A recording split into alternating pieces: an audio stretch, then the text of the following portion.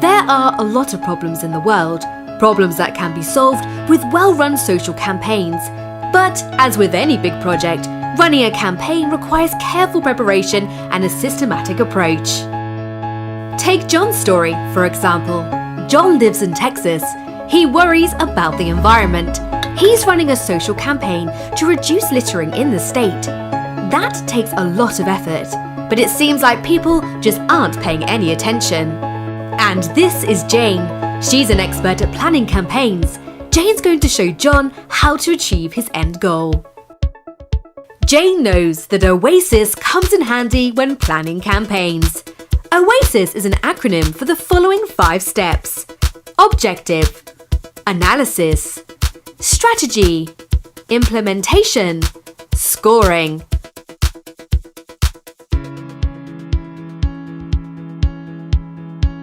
When planning a campaign, the first thing you need to do is determine an objective for your work.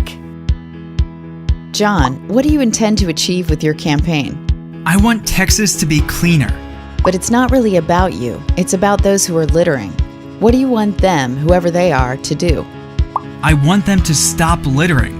People should stop littering. So the objective of your campaign is, those who are littering, stop littering. But how do you know if you've chosen SMART objectives? Smart objectives?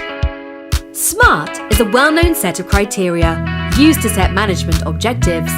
John's objective is specific. He wants his state to be cleaner. His objective is measurable. The less trash there is, the closer he is to his goal. The objective is attainable. The world has seen several examples of clean cities and countries. The objective is realistic. If people start putting their trash in its designated spot, then it won't end up on the roads. And his objective is timely. In just a short period of time, he can start to measure the campaign effects. John, there's not much of a point in attempting to reach the entire population with your campaign. That's why I try to choose the social group that can actually affect the problem. He discovers that the group in the state most often guilty of littering is young males. In order to speak organically to his audience, John will need to conduct an environmental analysis. These are primarily men. They're proud, and yep, they're extremely tough. John's going to put together a campaign strategy based on this information.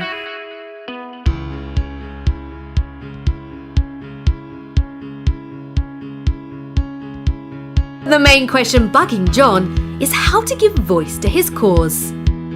There should be a simple and easy to understand message at the heart of any successful campaign. To create that kind of message, you may build a message house. What is that? Message House is a method which helps to gather and clarify your thoughts. It allows and encourages the end results of thinking, feeling, and doing. Keeping in mind his strategic objective, young males should stop littering. John starts building the house. First off, John has to choose some supporting themes. These should be important to his target audience to help him develop his message. John suggests using themes like pride, machismo, Texas. Taking them into account, John comes up with the "Don't mess with Texas" as the message for his campaign.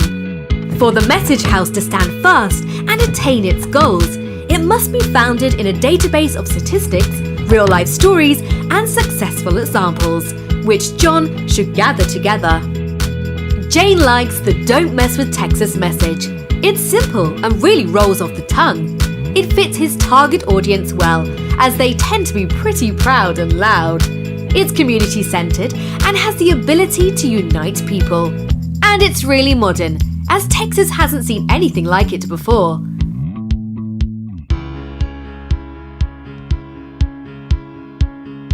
John's ready to make his campaign a reality. He's got to start by creating content based on his company's main message.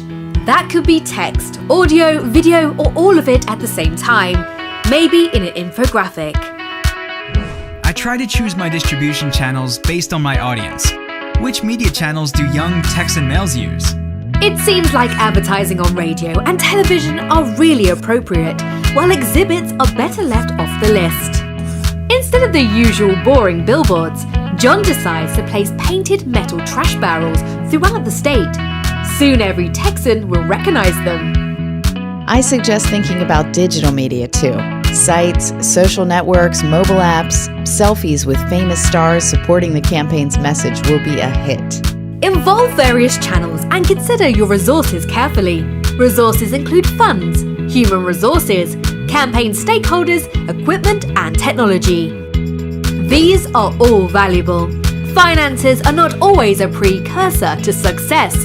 A hugely expensive TV ad may have less effect than a cheaper radio broadcast or billboard campaign. One important resource is time. Set a realistic timeline and create reasonable milestones along the way.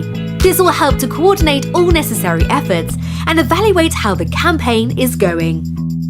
Finally, it is good advice to tailor your ambitions to resources and timelines that are realistic and achievable. John's very satisfied with the way his campaign is going. There are commercials on primetime TV. Selfies with stars are garnering likes. People are taking pictures with the branded barrels. Both on the street and in the bar, you can hear the now popular phrase, "Don't mess with Texas." I'm sorry, John, but I don't share your enthusiasm. Yet. Can you tell the difference between measures of performance and measures of results? Measures of performance are easy to estimate. Organic feedback and good observational data indicate that you have chosen good tactics. Estimating results is the only thing that can tell you if you've chosen the right strategy, or if you have successfully selected and delivered key messages to your target audience. However, the process of measuring those results is much more difficult. Have you been able to change the behavior of your target audience? To measure this, you'll need surveys, focus groups, and numerous studies. But ultimately, results or outcomes, not output or performance, matter most. After conducting those studies, there was no doubt. John's effort affected a 30% drop in litter rates within a single year. Within a few years, the money spent on roadway cleanup throughout the state dropped 15%. And to this day, most Texans have a strong association between their favorite phrase, "Don't mess with Texas," and the fight against littering. Fantastic work, John.